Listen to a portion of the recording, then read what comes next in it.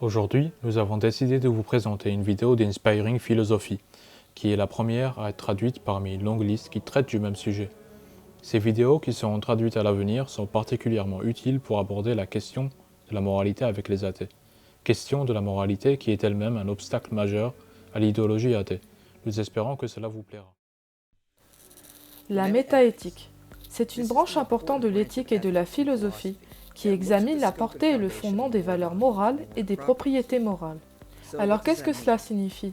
Eh bien, pour mieux expliquer cela, commençons par examiner l'éthique en général.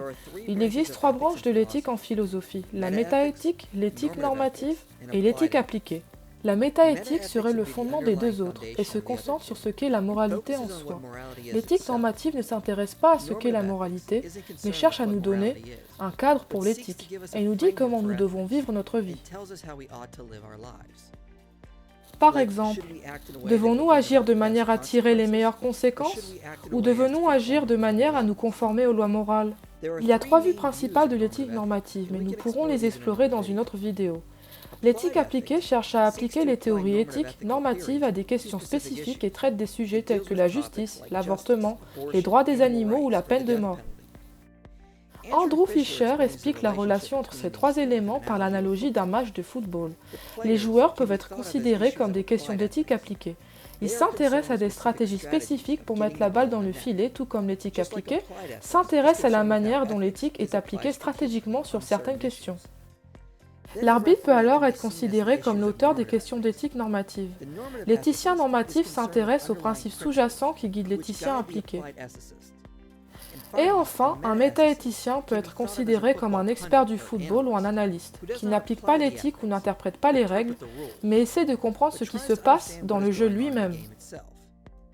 Est-ce que tout cela est subjectif ou y a-t-il des règles réelles qui doivent être suivies? En fait, un métaéthicien examine le fonctionnement de l'éthique et essaie de donner une interprétation des choses.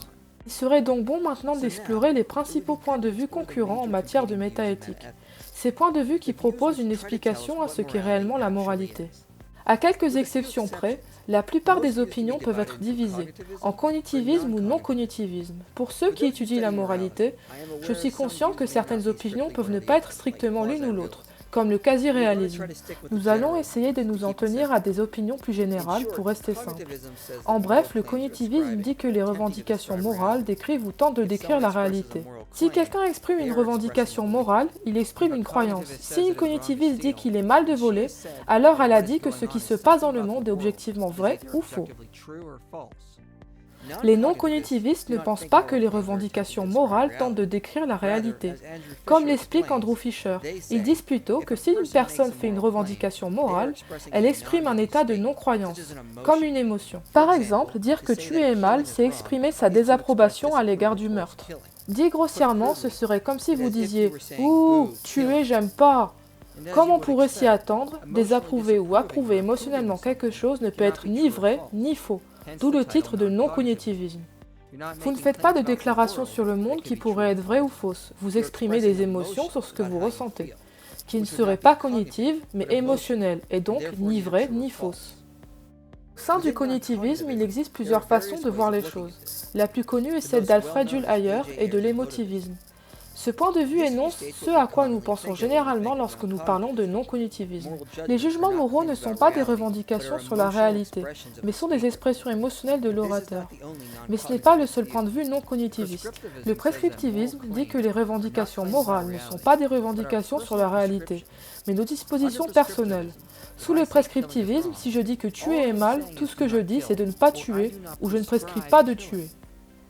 Un troisième point de vue est celui de l'expressivisme, c'est-à-dire que la revendication morale exprime un désir. Si je dis « tuer c'est mal », j'exprime un désir que j'ai. Principalement, je n'aime pas tuer. Cela ressemble plus à l'émotivisme, mais c'est en quelque sorte son prolongement. Sous l'expressivisme, nous avons le quasi-réalisme, qui est essentiellement une forme d'expressivisme. mais qui accepte que les revendications morales projettent des attitudes émotionnelles, comme si elles étaient de propriété réelle, d'où sa prétention à être quasi réaliste et à comprendre la morale. Il existe bien sûr de nombreux autres points de vue sur le non-cognitivisme, mais ceux-là sont suffisants pour nous donner une idée générale de ce en quoi les cognitivistes croient. De l'autre côté se trouvent les théories cognitivistes qui affirment à nouveau que les revendications morales expriment ou tentent d'exprimer des affirmations vraies ou fausses sur la réalité. Le premier est le relativisme moral. Les relativistes croient que lorsqu'une personne fait une assertion morale, elle exprime une croyance qu'elle a sur la réalité. Mais ils disent que le jugement moral exprime des croyances sur quelque chose de relatif et n'est pas objectif et universellement vrai.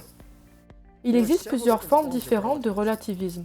Il y a d'abord le relativisme culturel qui dit que les jugements moraux expriment des croyances qui correspondent aux croyances culturelles de la société. Selon le relativisme de l'agent, la moralité est définie par l'individu. Le relativisme orateur, qui considère que les revendications morales sont relatives à l'orateur, est lui légèrement différent du relativisme de l'agent. Comme l'explique Andrew Fisher, mais pourquoi est-ce différent du relativisme de l'agent? Prenons un exemple. Si je dis que l'action du soldat rebelle au Darfour est moralement mauvaise, alors le relativiste orateur serait intéressé par mon cadre moral en tant que personne. D'un autre côté, le relativiste agent se concentrerait sur les actions du soldat en tant qu'agent moral. Les relativistes orateurs se soucient de celui qui fait la demande. Les relativistes agents se concentrent sur celui qui effectue l'action. Légèrement différentes, mais bien deux formes de relativisme. Le point de vue suivant est le réalisme moral. Le réalisme moral est devenu le point de vue le plus populaire parmi les philosophes, et dans les vidéos suivantes, nous allons spécifiquement plaider pour une forme de réalisme moral appelé non-naturalisme. Kevin Delap définit le réalisme moral comme l'opinion selon laquelle les valeurs morales existent d'une manière cosmique et manifestement indépendante des croyances de chacun, de sorte que les preuves et les croyances ne déterminent pas ou ne constituent pas ces valeurs morales, bien qu'elles puissent les mesurer ou les refléter de manière adéquate et fiable. Donc fondamentalement, les valeurs morales sont vraies indépendamment de ce que pense l'individu. Les individus peuvent acquérir des connaissances sur ce que sont les vérités morales et apprendre à s'y conformer. Mais elles ne sont pas déterminées ni dépendantes de l'individu. Bien qu'il existe de nombreuses formes de réalisme moral, il est utile de séparer les deux à ce stade. Selon le réalisme moral naturel, les propriétés morales font partie du monde naturel et peuvent être réduites à des propriétés naturelles ou non éthiques. En bref, la moralité ferait partie du monde naturel et nous pourrions la découvrir. Un compte-rendu populaire du réalisme moral naturel nous est donné par Sam Harris dans son livre « The Moral Landscape ». Il essaie de réduire la bonté morale au bien-être et le mal à la douleur. En opposition, il y a le réalisme moral non naturel, qui dit que les propriétés morales ne peuvent pas être réduites à des parties non éthiques. Les valeurs morales sont réelles et indépendantes de la nature. Elles décrivent simplement les actions dans la nature comme étant bonnes ou mauvaises. Moore enseignait que le bien ne peut être défini comme étant le plaisir, le bien-être ou quelque chose de plaisant. Selon le non-naturaliste, ces choses ne peuvent être décrites que comme étant moralement bonnes ou mauvaises, mais ne peuvent être elles-mêmes l'essence de la bonté morale. La dernière vision du cognitivisme que nous allons examiner est la théorie de l'erreur de l'acquis. C'est une version du cognitivisme dans la mesure où elle affirme que les affirmations morales peuvent être vraies ou fausses, mais qu'elles sont toutes fausses, que nous sommes dans l'erreur lorsque nous affirmons moralement que quelque chose est vrai, parce qu'essentiellement les valeurs morales objectives n'existent pas, d'où le titre de la théorie de l'erreur. Il existe de nombreuses autres formes et sous-formes de métaéthique dont nous n'avons pas parlé, mais ceci est un aperçu général de la majorité des opinions en matière de métaéthique. Dans des vidéos ultérieures, nous examinerons de plus près le réalisme moral, ce dont il s'agit et pourquoi nous pensons que les preuves soutiennent sa véracité. Cette vidéo est désormais terminée. Si elle vous a plu, cliquez sur le bouton j'aime et abonnez-vous tout en n'oubliant pas de cliquer sur la cloche pour recevoir les notifications.